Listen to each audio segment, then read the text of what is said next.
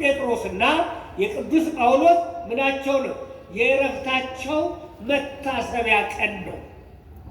ከሚያልፈው ዓለም ወደሚያልፈው ዓለም የሄዱበት ቀን፣ ትናንትና ወደ ፈጣሪያቸው የሄዱበት ቀን፣ ትናንትና ከድካም ያረፉበት ቀን፣ ትናንትና ከመንገላታት ያረፉበት ቀን፣ ትናንትና ከእግዚአብሔር ጋር ከቅዱሳን ጋር በገነት አንድ የሆኑበት ቀን ነው። የዕረፍታቸው ቀን ነው።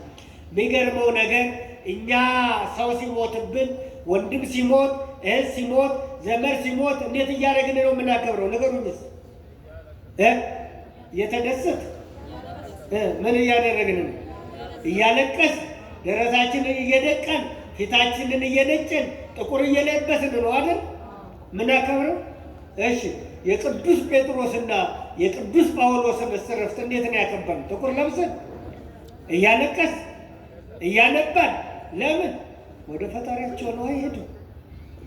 ክርስቲያን ሲሞት ጥቁር መልበስ አይደለም፣ ፊትን መንጨት አይደለም። ሰዎችንም እኮ እኛ ወለድናቸው እንጂ እኛ አልፈጠርናቸው፣ ወዳጅ ያደረግናቸው እንጂ እኛ ስለዚህ የእነሱ የዕረፍት ቀን የክርስቲያኖች ሞት የሚከበረው እንደዚህ ነው። አይታችኋል?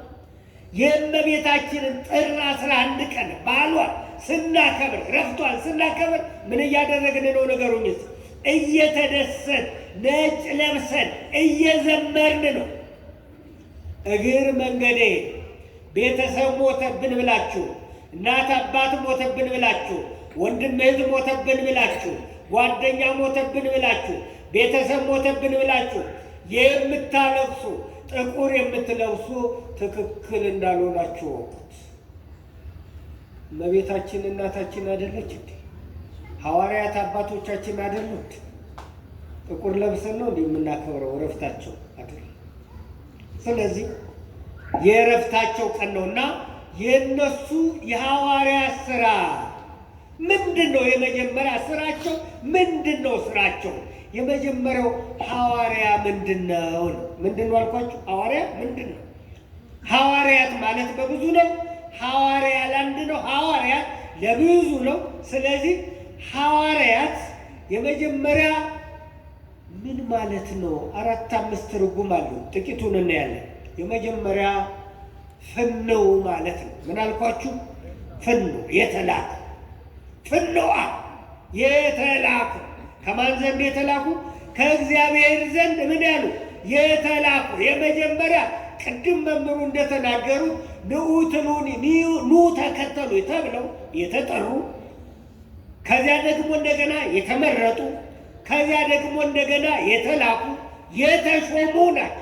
ስለዚህ ፍነው የተላኩ ምን ያሉ አልኳችሁ? ያን የላካቸው እግዚአብሔር የላካቸው። እንደዚህ ይላል መጽሐፍ፣ እግዚአብሔር የላከው የእግዚአብሔርን ቃል ይናገራል። ማን የላከው? ማን የላከው? እግዚአብሔር ፈነው ቃል እግዚአብሔር ይነግር። የአንድ ሐዋርያ ላኪው ማነው? ንገሩኝ እስቲ። የአንድ ሐዋርያ ሿሚው፣ የአንድ ሐዋርያ አንደበቱ፣ የአንድ ሐዋርያ ዋናው አስተዳዳሪው መሪው ማነው? እግዚአብሔር ቃል ነው። ስለዚህ ሐዋርያት ፍነዋን የተላኩ፣ ወደ ዓለም የተላኩ፣ እናንተ የዓለም ብርሃን ናችሁ፣ ዓለምን ሁሉ አብሩ ተብለው፣ ዓለምን ሁሉ ለውጡ፣ ዓለምን ሁሉ አጣፍጡ ተብለው ምን ያሉ ናቸው? የተላኩ ናቸው። በእውነት ክብር ምስጋና ይግባው መድኃኔዓለም። የላካቸው ማን ነው? ማን ነው የላካቸው? እግዚአብሔር ነው የላካቸው። ሌላው ምጽዋን ናቸው፣ የተሰጡ ናቸው።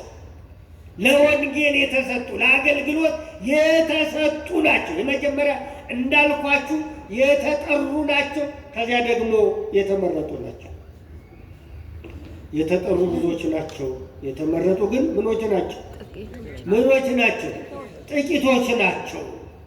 ስለዚህ እነዚህ ሐዋርያት የተሰጡ፣ ለወንጌል አገልግሎት የተሰጡ ናቸው። ሐዋርያት ለዓለም ሁሉ የተሰጡ ናቸው። የአንድ ሐዋርያ፣ የአንድ አገልጋይ፣ የአንድ ካህን የአንድ የእግዚአብሔር አገልጋይ ምን ሀጅ ነው፣ የሚሄድ ነው የተሰጠን። አንድ ሐዋርያ ሀገር የለው። ምን የለውም አልኳችሁ? ምን የለው? ሀገር የለው። ካህን ሀገር የለው። አገልጋይ ሀገር የለው። ዘማሪ ሀገር የለው። መሪጌታ አገልጋይ ሀገር የለው። አገሩ በሰማይ ነው። አንድ ሰባኪ ሀገር የለው። ለምን ቢባል ሂዱ ዓለምን ሁሉ ለውጡ ነው። ዓለምን ሁሉ አስተምሩ። ማንን ሁሉ? ማንን? ዓለምን። አያችሁ? ለዚህ ነው በብርሃን የተመሰሉ፣ ለዚህ ነው በፀሐይ የተመሰሉ። ፀሐይ ለሁሉም ነው የምታበራ። አንድ ሐዋርያ የሚያበረው ለማን ነው ከተባለ ለሁሉም። ቅዱስ ጴጥሮስ፣ ቅዱስ ጳውሎስ የሰበኩ ለተወለዱበት ብቻ ዓለምን ሁሉ ሂዱ። አንድ አገልጋይ፣ አንድ ካህን፣ አንድ መነኩሴ ምን የለው? ሀገር የለው፣ ሰፈር የለው፣ መንደር የለው፣ ጎጥ የለው፣ ወንዝ የለው። ወንዙ ዮርዳኖስ ነው፣ ሀገሩ ደግሞ እንደገና መንግስተ ሰማያት ነው። እየሰማችሁ ነው? አንድ ክርስቲያንም እንደዚያ ሀገራችን ቤት ነው ብሏል ቅዱስ ጳውሎስ፣ በሰማይ ነው። ስለዚህ ሐዋርያት እራሳቸውን ለአገልግሎት የሰጡ የተጠሩ ናቸው፣ የተመረጡ ናቸው። ስለዚህ ከሐዋርያቱ እንግዲህ ቅዱስ ጴጥሮስ፣ ቅዱስ ጳውሎስ ትናንት ዕረፍታቸው ነው። ሁላችንም እንደምናውቀው እስቲ ከቅዱስ ጳውሎስ ትንሽ እናንሳ እና ስራቸው ምን እንደሆነ እንናገራለን። ቅዱስ ጳውሎስ በመጽሐፍ እንደተጻፈ ሁላችንም እንደምናነበው የመጀመሪያ ስሙ ሳውል ይባላል። ማን ይባላል አልኳችሁ?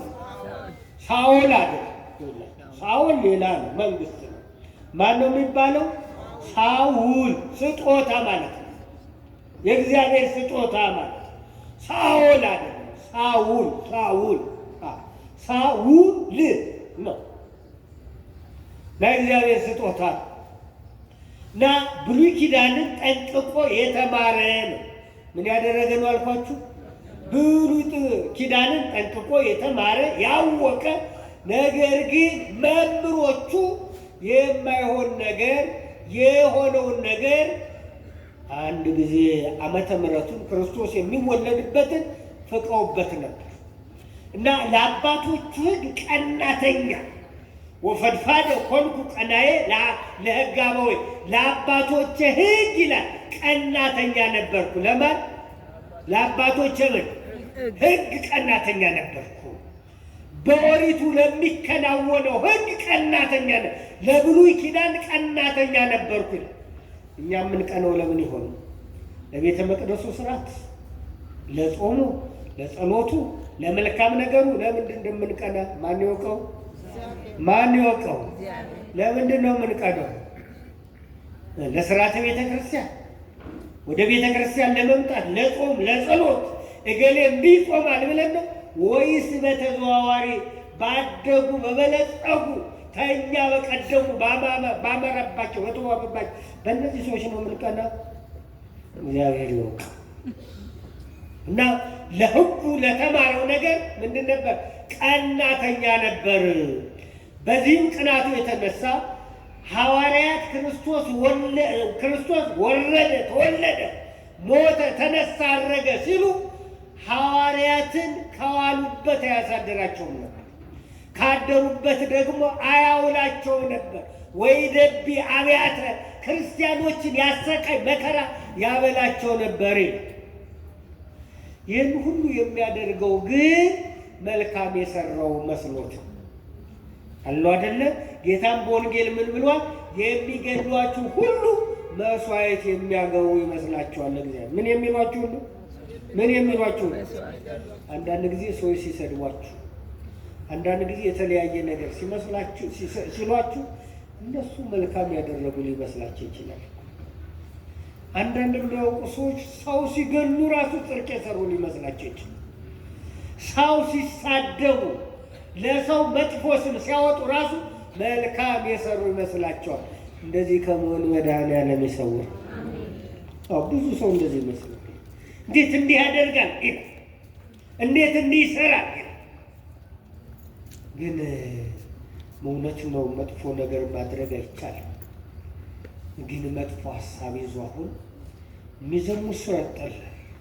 ሌላም የተከለከለ ነገር ወደዚህ ቤተክርስቲያን ይዞ መግባት ይቻላል አይቻልም? ነገር ውስጥ ይቻላል አይቻልም? አይቻልም። እሺ የተከለከለ ሀሳብ ይዞ መግባት ይቻላል አይቻልም? አሁን እዚህ የተከለከለ ሀሳብ ይዞ የተቀመጠ ሰው የለም? የተከለከለ ሀሳብ ይዞ ወደ መቅደስ የገባ ሰው የለም? የተከለከለ ሀሳብ ይዞ ጸሎት የሚያደርግ ሰው የለም? የተከለከለ ሀሳብ ይዞ የሚቀድስ የሚያስቀድስ የለም? የተከለከለ ሀሳብ ይዞ ንስሐ ያልገባ ሰው የለም? ይቅር የሚለውን የእግዚአብሔርን ትእዛዝ ያልተቀበለ እንዲህ አይነት ሰው የለም? እግዚአብሔር ልብ ይስጠለውላችን እና እውነት የሰራው መስሎት መልካም ያደረኩ መስሎት ክርስቲያኖችን ያሳድር ነበር። አንዳንድ ጊዜ ይገርማችሁ ስደት እውነት ነው። ጌታ ሐዋርያትን ከዚህ ቢሰዷችሁ ወደ ሌላው ሂዱ ብሎ ስለ ጽድቅ የሚሰደዱ ብፁዓን ናቸው ይል ጥሩ ነው። አሁን እዚህ እኮ ከጽድቅ የተሰደደ ብዙ ሰው አለ። ማንም ሳያሳድደው ወንድሙን ከመውደድ የተሰደደ ብዙ ሰው አለ። ከቅዳሴው ከሰዓታቱ የተሰደደ፣ ከማሕሌቱ የተሰደደ፣ ከፍቅር ከአንድነት የተሰደደ ብዙ ሰው አለ። ማን ልብ ይስጠን? ማን ይቅር ይበለን? እግዚአብሔር ይቅር ይበለን። ያሳድዳቸው ነበር። ነገር ግን ክርስቲያኖች ሲሰደዱ ምን እያደረጉ? ወደ እግዚአብሔር መንግሥት እየቀረቡ ነው። ወደ ማን እየቀረቡ ነው? ወደ ማን እየቀረቡ ነው? በክርስትናችሁ ስትሰደዱ፣ በክርስትናችሁ ስትሰደዱ፣ በክርስትናችሁ መጥፎ ስም ሲወጣላችሁ ወደ ማን እየተሰደዳችሁ ነው? ከሰዎች ስትገለሉ ወደ ማን እየቀረባችሁ ነው? ወደ እግዚአብሔር እየቀረባችሁ ነው። አረ ክብር ምስጋና ይግባው። ሰዎች ሲያሳድዱን ወደ ማን እየቀረብን ነው? ሰዎች መጥፎ ሲሉን ወደ ማን እየቀረብን ነው? ሰዎች የተለያየ ስም ሲያወጡልን ወደ ማን እየቀረብን ነው? ማንን እየመሰልነው ነው? ክብር ምስጋና ይግባው። እግዚአብሔርን እየመሰልነው ነው። ስለዚህ ቅዱስ ጳውሎስ ያሳድዳቸው ነበር። እግዚአብሔር ደግሞ ልቡናውን ያየው ነበር። ምኑን ያየው ነበር? ልቡን እግዚአብሔር ያየው ነበር። መጽሐፍ እንዲህ ይላል፣ ይገርማችኋል። ሰው እንደሚያይ እግዚአብሔር አያይም ይላል። ማን እንደሚያይ? ማን እንደሚያይ? ሰዎች የለበስነውን ነጠላ ነው የሚያዩ። ሰዎች የሚያዩ የለበስነውን ካባ ነው፣ የለበስነውን ቀሚስ ነው፣ የያዝነውን መስቀል። እግዚአብሔር ደግሞ የሚያይ የልባችን ውስጥ ያለው የልቡናችንን ንጽሕና ነው የሚያይ። እስመ በአጽብዖ መንፈሰ ርኅዎ ነቢያት ለእግዚአብሔር። ነቢያት ልባቸውን ንጹሕ አድርገው ማንን አይተውታል? እግዚአብሔርን አይተውታል። ልብሳቸውን ንጹሕ አድርገው አይደለም፣ አትጠቡ እያልኩ አይደለም፣ ቆሽሹ እያልኩ አይደለም። ግን ልብ ቆሽሾ ልብስ ቢነጻ ምን ያደርጋል? ያገለግላል። ዝም ብላችሁ ቤታችሁን ሳሉትና ያማረ ቀለም አስቀብታችሁት ውጭ እኮ በጣም ያምራል፣ ውስጡ የፈራረሰ ቢሆን ምን ይሰማችኋል? ነገር ውስጥ ግቢያችሁ ያምራል፣ የውጩ ቀለም ያምራል፣ ውስጡ ደግሞ የፈራረሰ ሽታ ያለው አፈር ቢሆን ምን እንደሚሆን አስቡት። አሁን ብዙ ሰው ውስጡ ያልታጠበ፣ ውስጡ ቀለም ያልተቀባ፣ ውስጡ በንስሐ በጾም ያልታጠበ። እግዚአብሔር ደግሞ የሚያየው ውስጣችንን ነው። ምናችንን ነው? ውስጣችን እና ቅዱስ ጳውሎስን ውስጡን ያይ ነበርና ቅዱስ ጳውሎስ ክርስቲያኖችን ለማሳደድ ወደ አንድ ሀገር ሲሄድ እግዚአብሔር ልቡን ያይ ነበርና አይነ ሥጋውን አሳወረው። ምን አደረገው? ምን አደረገው? አይነ ሥጋውን ምን አደረገው? አሳወረ። የሚገርማችሁ ነገር የሥጋ መታወር በዚህ ዓለም ያለውን እንዳናይ ያደርጋል። የልብ መታወር ደግሞ እግዚአብሔርን እንዳናይ ያደርጋል። የምን መታወር? የምን መታወር? ሰው ልቡ ከታወረ ማንን አያይ? እግዚአብሔርን አያይ፣ ቅዱሳንን አያይ፣ ወንድሙን አያይ፣ መንግሥተ ሰማያትን አያይም። ሰው ልቡ ከታወረ የሚታየው ምንና ምን ነው ከተባለ ገንዘብ ብቻ ነው። ምንና ምን ነው ከተባለ ፎቅ ብቻ ነው። ምንና ምን ነው ከተባለ መኪና ብቻ ነው። ምንና ምን ነው ከተባለ መኖር ብቻ ነው። እግዚአብሔርን የሚያይ ልብ ለሁላችንም ይስጠን። አሜን። ስለዚህ እግዚአብሔር የዚህንን ሰው ዓይን አሳወረውና ሳውል ሳውል ሳውል ብሎ ጠራው። ማን ጠራው? እግዚአብሔር ጠራው። ሁላችንንም ይጥራል። ማን ይጥራል? እግዚአብሔር። ቢጠራችሁ ግን ትቀበላላችሁ? እስቲ ቢጠራችሁ የምትቀበሉ እጅ አውጡ እስቲ። እንዴ ሁላችሁ? ኧረ እግዚአብሔርን አመስግኑት። አሁን ችግሩ እውነት ነው። እግዚአብሔር ቢጠራን ደስ ይለናል። ግን በምን አይነት መንገድ ቢጠራን? እንደው ጠርቶ ኮንዶሚኒየም እንዲሰጠን ምን እንዲያደርግልን? ጠርቶ መኪና እንዲሰጠን? ጠርቶ ስልጣን እንዲሰጠን? ወይስ ጠርቶ ምን እንዲያደርገን ነው የምንፈልግ? ንገሩኝ። መንግስተ ሰማያት። አሁን መንግስተ ሰማያት እኮ ለመግባት አሁን እዚች እንዳለን ብንሞት ደስ ይለናል አይለን? አይ አሁን እድሜ ልመና የመጣ የለም አለ። አብዛኛው ሰው እግዚአብሔርን ወዷለው ይላል። እውነት ብዙ ሰው ወዷል። ግን የሚወደው መውደዱ ጥቅም ላይ የተመሰረተ ነው። የገባችሁ ነው? ለአንተ መኪና፣ ለአንተ ቤት፣ ለአንተ ስልጣን ስለሰጠ አይደለም እግዚአብሔር መወደድ ያለበት። እግዚአብሔር ስለፈጠረ ብቻ መከራ እየደረሰ እግዚአብሔር የሚገኘው በመከራ ውስጥ ስለሆነ። በምን ውስጥ ስለሆነ? በመከራ ውስጥ፣ በድካም ውስጥ፣ በእንግልት ውስጥ፣ በመታሰር ውስጥ፣ በመገረፍ ውስጥ፣ በመደብደብ ውስጥ፣ በመሰደብ ውስጥ ማን ይገኛል? ማን ይገኛል? ክብር ምስጋና ይግባው። ለዚህ ነው በመንገላታት ውስጥ ማን ይገኛል? ማን ይገኛል? ስለዚህ ዓይኑን አሳወረው። ያሳድድ የነበረው ዓይኑን አሳወረው። ማየት አቃተው። እግዚአብሔር አናገረው። ሳውል ሳውል ሳውል ብሎ ጠራው። እግዚአብሔር ለምን ይህንን ታደርጋለህ? አያችሁ፣ የሚያሳድደውን ያንን ስራ የሚሰራውን እግዚአብሔር ጠራው። ለዚያ ነገር ሲሰማራ እግዚአብሔር ጠራው። ልቡናችን ለክፉ ነገር ሲያስብ የሚጠራን ማን ነው? ልክ አይደለም የሚለን ማን ነው? እግዚአብሔር ነው። ብዙ ሰዎችን እግዚአብሔር የሚጠራቸው ለዚህ ነው። ሲቀማ ልክ አይደለም፣ ሰው ሲበድል ልክ አይደለም፣ ሲያመነዝር ሊያመነዝር ሲያስብ ልክ አይደለም ብሎ ከዚያ ተጫካ ውስጥ የሚጠራ ግፍ ልንፈጽም ስንል ልክ አይደለም ብሎ የሚወቅስ ማን ነው? እግዚአብሔር ነው። ና ጠራው። አንተ ማን ነህ? 3 ቀን ዓይኑ ታውሮ ከምግብ ተከለከለ። እኔ ግን ቅዱስ ጴጥሮስ እንደዚህ ይላል፣ እነዚህ ነገሮች የሌሉት ዕውር ነው ይላል። እነማን ነገሮች? እነዚህ ነገሮች የሌሉት ምንድን ነው ይላል? ዕውር ነው። ወንድሙን የማይወድ ዕውር ነው ይላል። እምነት የሌለው ዕውር ነው ይላል። ፍቅር የሌለው ዕውር ነው ይላል። ሰላም የሌለው ዕውር ነው ይላል። ህብረት የሌለው ዕውር ነው ይላል። ርኅራኄ የሌለው ዕውር ነው። ደግነት የሌለው ዕውር ነው። አያችሁ፣ መጽሐፍ ዕውር የሚላቸው እነዚህ እምነት የሌላቸው እንጂ በስጋ የታወሩትን አይደል። እነሱንማ እዚያ ጠብቦሙ ለዕውራን ይላል። እነዚህን ዕውሮችን ጥበበኛ ያደርጋቸዋል። እግዚአብሔርን እንዲያዩ ያደርጋቸውና ሐናንያ የተባለ ሰው ከእግዚአብሔር ዘንድ ሄደ፣ ተላከ፣ ነገረው፣ አመነ። ወዲያው ታሪኩ ተቀየረ። ክብር ምስጋና ይግባው።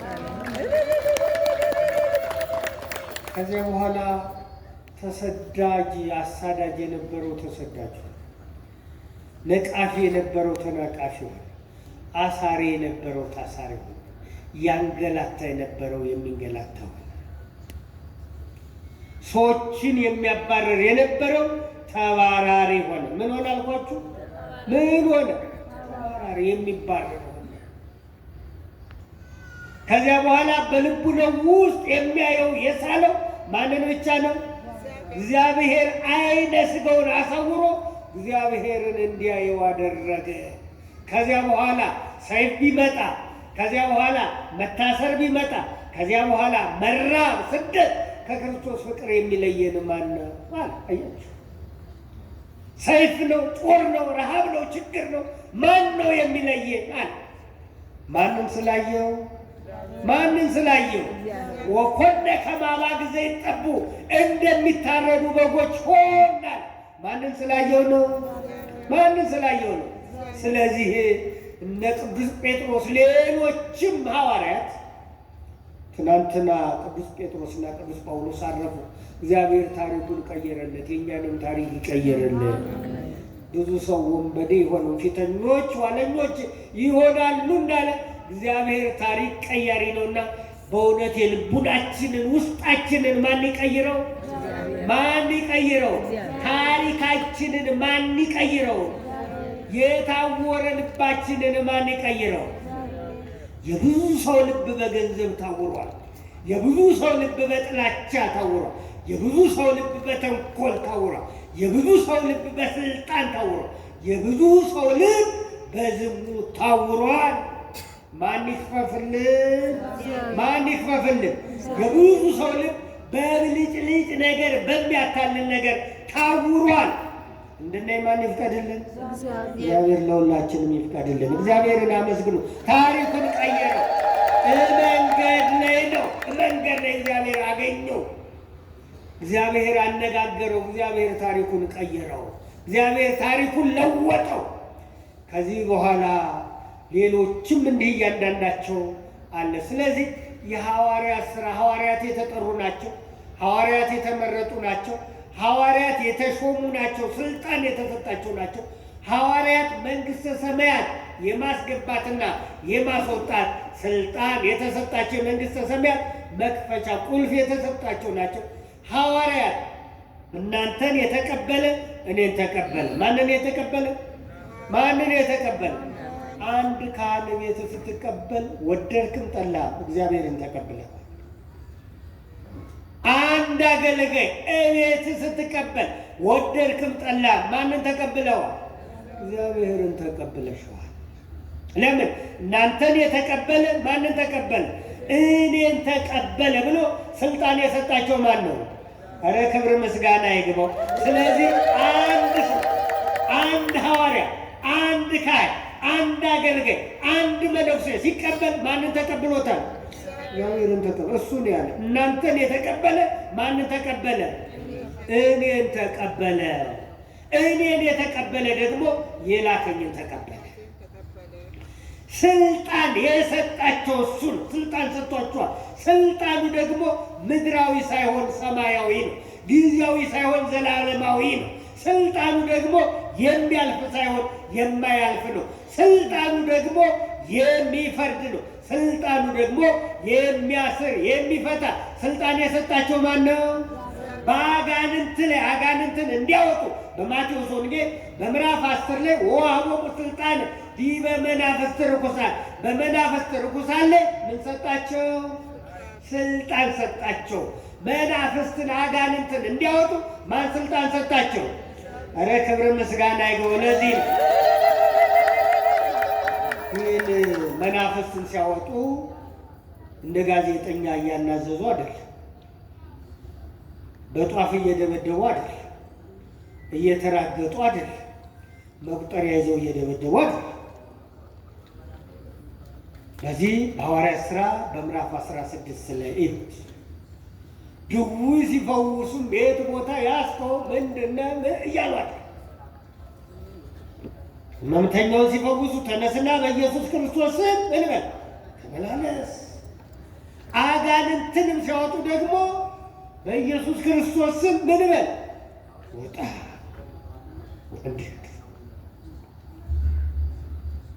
በዘመናችን ብዙ ነገር እንዳለ ታውቃላችሁ። መናፍስት እናወጣለን እያሉ አንዳንዶቹ በእርግጫ እንዲህ ይላል።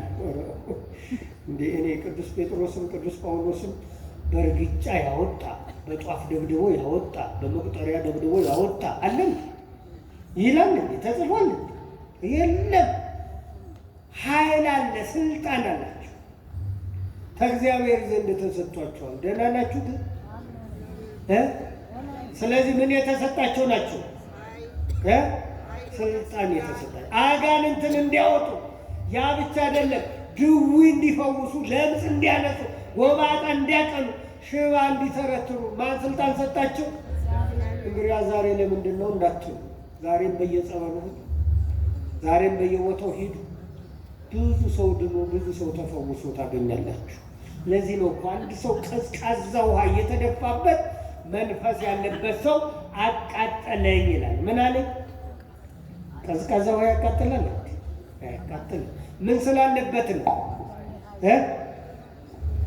የእግዚአብሔር ምን ስላለበት ነው? ኃይል ስላለው። ስለዚህ ሐዋርያ ስልጣን የተሰጣቸው ናቸው። ይቅርታ፣ ሌላው የሐዋርያ ስራቸው ምንድን ነው? የመጀመሪያው ማስተማር ነው። ምንድን ነው አልኳችሁ? ምንድን ነው የሐዋርያ ስራ? ማስተማር። የመጀመሪያ ያመኑ ናቸው፣ ከዚያ የታመኑ ናቸው፣ ከዚያ የሚያሳምኑ ናቸው፣ የሚያስተምሩ ናቸው፣ የሚያጠምቁ ናቸው፣ የሚያቆርቡ ናቸው፣ ንስሐ የሚሰጡ ናቸው። ስለዚህ የሐዋርያ ስራ ወንጌል መስበክ ነው። ምን ማድረግ ነው አልኳችሁ? ወንጌል ምን ማለት? የእኛ ታላቅ ስራ አለን። ይሄ ደግሞ ወንጌልን ማስተማር ነው ብሏል ቅዱስ ጳውሎስ። እና ስለዚህ ሐዋርያ ስራቸው ወንጌልን ማስተማር፣ ከዚያ ማሳመን፣ ከዚያ ማጥመቅ፣ ከዚያ ማቁረብ፣ በሌላ መልኩ ደግሞ ንስሐ መስጠት፣ የበደሉትን ማስታረቅ ነው። ያምናሉ፣ ይታመናሉ፣ ያሳምናሉ። የሐዋርያት ስራ። ወስብሐት ለእግዚአብሔር ወለወላዲቱ ድንግል ወለመስቀሉ ክቡር። ይቆየን። አመሰግናለሁ።